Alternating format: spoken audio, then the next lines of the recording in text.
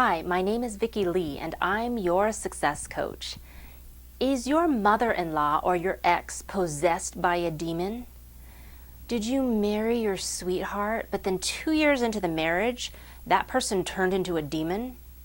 And the weird thing is, that person has no idea that other people think that they're unpleasant.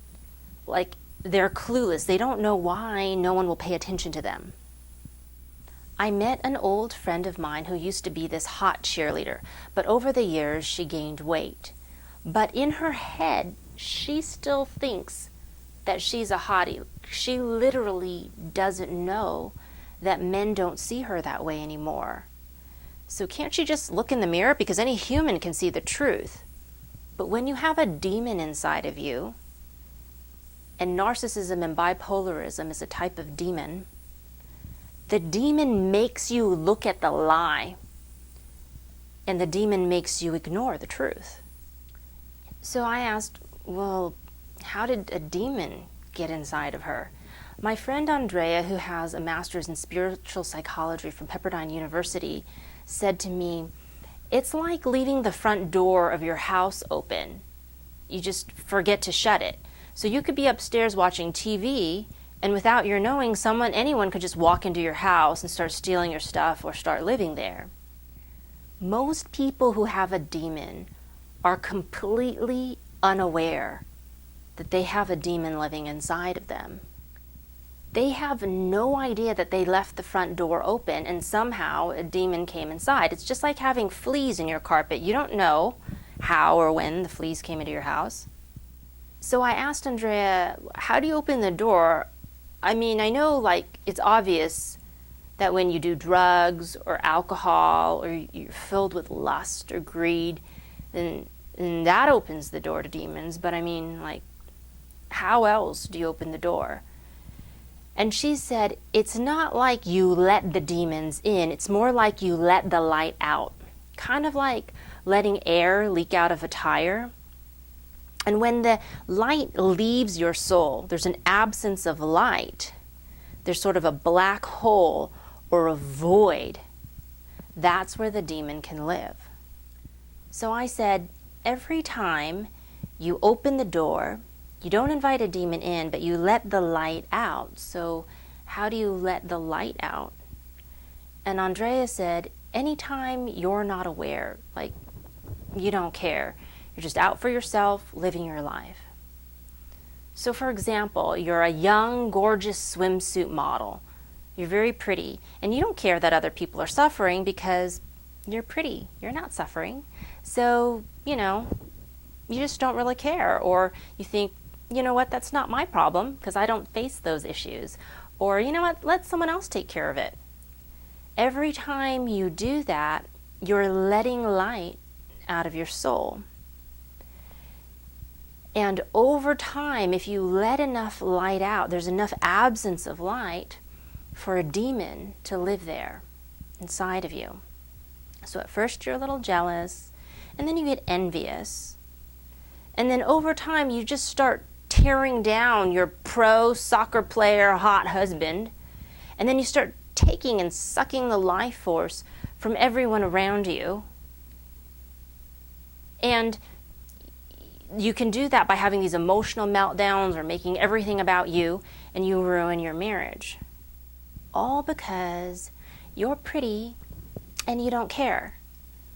And the victim here is your husband, because there's only so much that he can give, and your selfishness leads to a type of self-suicide. And you don't know that, because the force is so strong within you, it takes over you. And then pretty soon, you're divorced, and you don't know why no one will date you. If you're not constantly wanting to be a better person, constantly caring, constantly loving, and constantly improving your virtue, then you're letting the light out of your soul. And you start taking from others. And that's why no matter how rich, pretty, successful, or smart you are, no one wants to be around you. All religions are about putting the light back into your soul. And most people shun religion because it's always about what you don't do or what you can't do. You can't do this, you can't do that, you can't smoke, you can't drink, you can't have sex. It's like, you can't do anything. But actually, religion is just warning you that these are soul-sucking activities, that every time you do them, you start letting a little bit of light out of your soul. But then you say, that's no fun to live life like a nun. There's a difference between pleasure and joy. Pleasure leads to pain, which leads to death because it lets the light out. Joy leads to personal growth, to happiness, to life, because it lets the light in. All religions are about letting the light in or about letting God in. Some people are born in darkness, so they don't even know what non-dark is.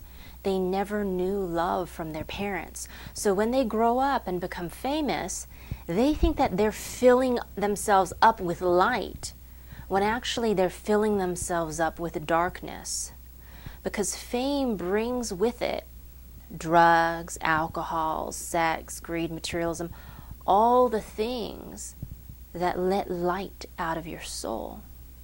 So of course, eventually without any light in your soul, you're going to have a demon who lives there. So if you marry someone with whom you share pleasure with, your bodies, your vacation, wining, dining, houses, shopping, you know that that's going to turn into a nightmare. Because that's how your first marriage was. It was a fantasy and then it turned into a nightmare. Because you thought you were filling yourself up with light, but you were actually filling yourself up with darkness. If you had intended to marry someone with whom you share joy with, you wouldn't need the bodies, the vacation, the wining, the dining, the houses, the shopping.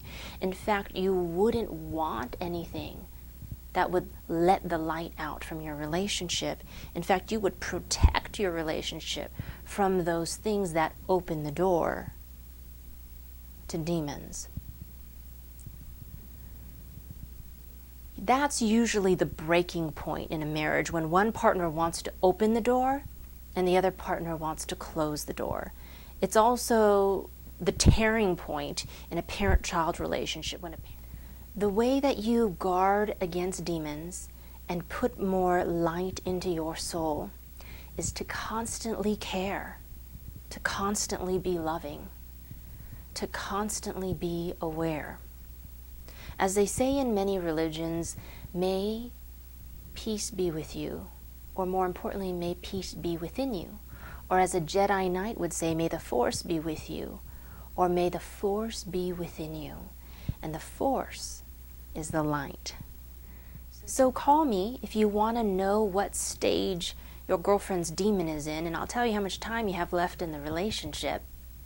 And we can build a vision map with concrete steps of how you can bring the light in and save the soul of your relationship.